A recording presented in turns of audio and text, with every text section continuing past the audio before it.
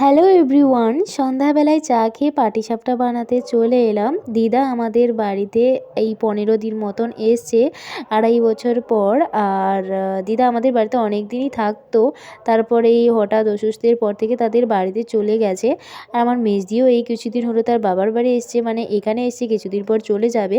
তো আমি বলেছিলাম যে তুই এলে পাটিসাপটা বানিয়ে খাওয়াবো, তো আমি নিজের হাতে বানিয়ে খাওয়াচ্ছি। সাথে আছে বোন, দিদি, দিদির ছেলে 1 বছর বয়সে এখানেই খেলাধুলা করছে। তো আমি বানাচ্ছিলাম, দিদা পাটিসাপটার মধ্যে নারকেল ভরছিল, মোট 40টা মতনই হয়েছিল।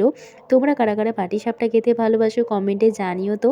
আর চ্যানেলটিকে সাবস্ক্রাইব করে অবশ্যই আমার পাশে থেকো, আর সুন্দর সুন্দর কমেন্টই করো। আর আমি মোটিভেট হব আমার পরবর্তী ভিডিওগুলি বানানোর জন্য। তোমাদেরকে অসংখ্য অসংখ্য ধন্যবাদ আমার ভিডিওটি দেখার জন্য।